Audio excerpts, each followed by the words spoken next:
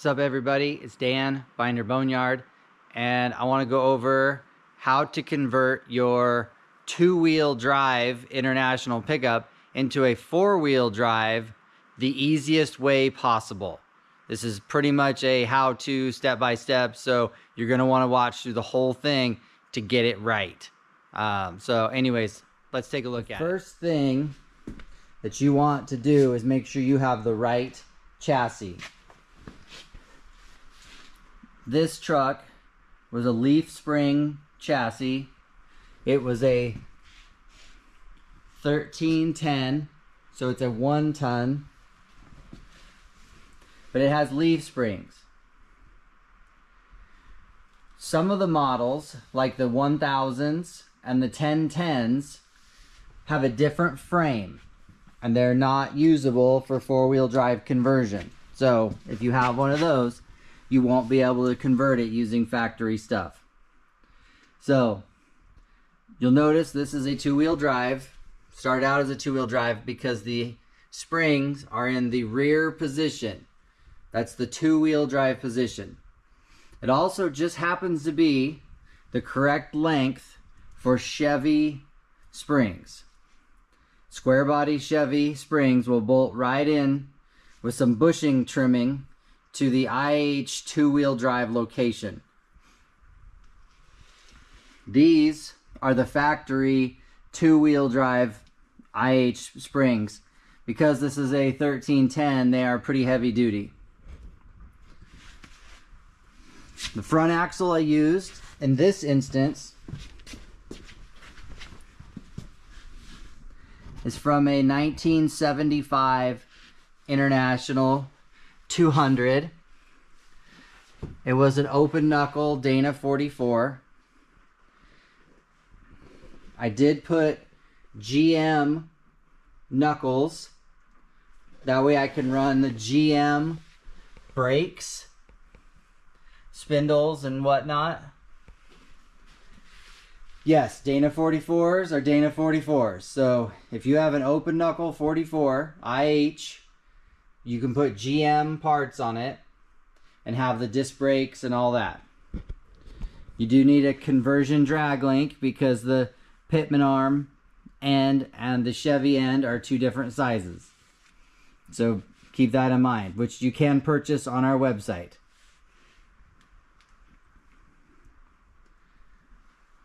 That is a direct bolt in. I suggest the open knuckle IH. You can also use a GM open knuckle from probably like 72 to 1980 for a Dana 44. Then they turned into 10 bolts. You can still use a 10 bolt, but it's just not as strong. Something to consider with this conversion is the amount of lift you're going to get, because the two-wheel drive I-beam had the gooseneck setup, where obviously the straight axle is straight. So you're picking up 3 or 4 inches of lift just by putting the straight axle in. So if you're doing this on a two-wheel drive truck, you can clear 35s pretty easy doing it that way. We do have the slightly extended shackle back there for a little bit more clearance on the frame, but remember that. So when you're doing that, you also have to account for the rear end. After you have sourced your axle, the next thing you're going to need is a transfer case. This is a NP205 from pretty much any international 70 to 75. International pickup or Travelall, I should say. So, if you have a two-wheel drive, you're going to have a cross member. You can see where I cut this one out, roughly. This cross member is the carrier bearing for the long two-wheel drive shaft. But you're not going to have that because you got the four-wheel drive now. So you have to cut that carrier bearing cross member out. Then you need to source the mounting bracket. These angle pieces, the wings, and then of course the main cross member. The nice thing about the International frame is that it's already set up for this mount. The holes were already there in the frame for this four-wheel drive mount.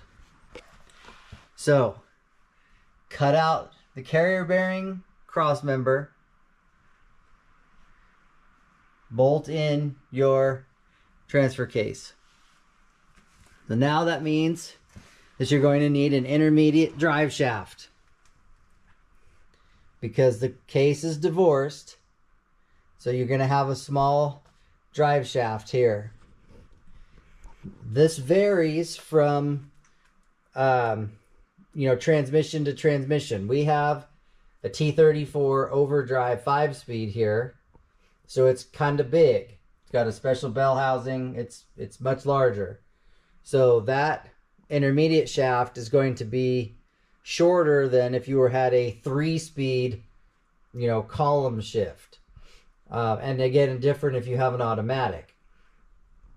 So if you're buying a parts truck or four-wheel drive pieces, don't assume that this intermediate drive shaft is going to be the same. You're probably going to have it made. So now you got your case, you got your hangers, you have your drive shaft. Don't forget, now you need a front drive shaft for that guy. And of course, you'll have to have a rear drive shaft. Now this one still has the factory Dana 60 rear axle.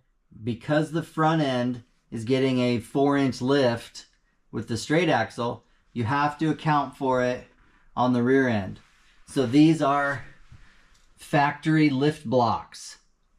So like I said, if you bought a parts truck, make sure you have this stuff. If you're buying parts off the internet, don't forget to get the lift blocks to match the front. Pay no attention to the updated U-bolts and stuff like that. I'm just saying, you got to have the lift block, or the rear springs are the same as Chevy springs. So you get some square body 4-inch lift springs, you can bolt them in there and not need the lift block.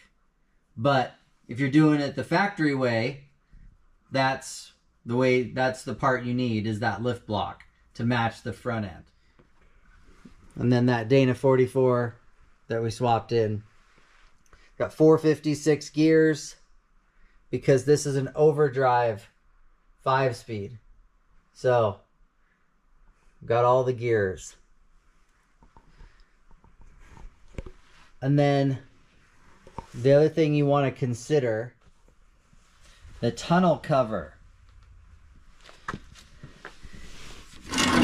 Not only does it have a hole in it for the shifter, which is a pretty substantial hole, has a special boot, but it's also higher. The four-wheel drive trucks have a taller tunnel than the two-wheel drives do. And I believe it's to clear everything that's going on in there. So, it's pretty straightforward of a conversion.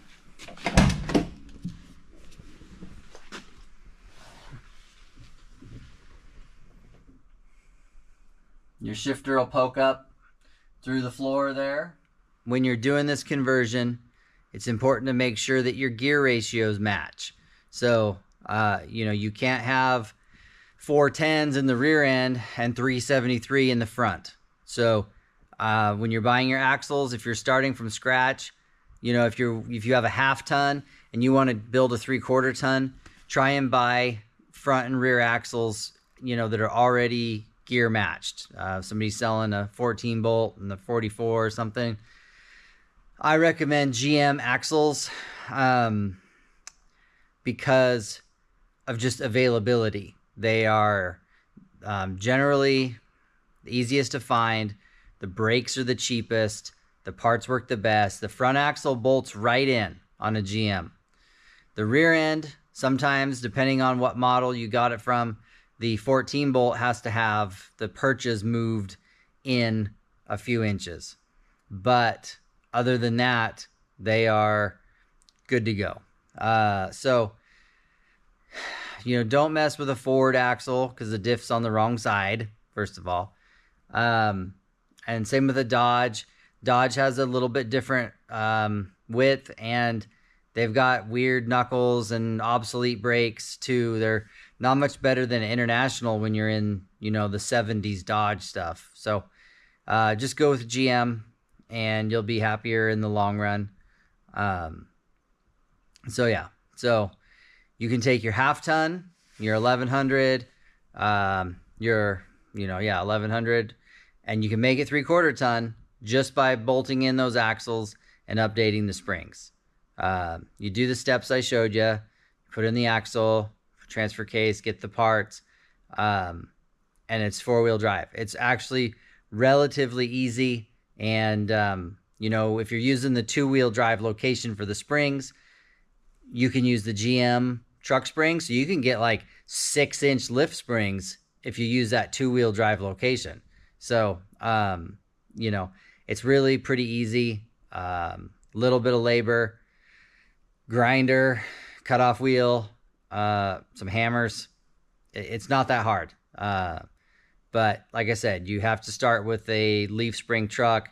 The IFS, you know, torsion bar trucks or leaf spring trucks or coil trucks, they don't work. And this only applies to 61 to 73 trucks. The A's and B's, 57 to 60, are a little different. And the 74 and 75 trucks have totally different frames. And they are much harder to convert. It's possible. You can do it. But yeah, it doesn't work. Like, it's not worth it. So this, what I showed you in this video is really for 61 to 73s. But anyway, pretty straightforward. Hopefully this video was informative and, you know, you got something out of it. Put a message down below if you have any questions, and let me know what you want to see next. So I appreciate the watch, and until next time, I'm Dan from Binder Boneyard.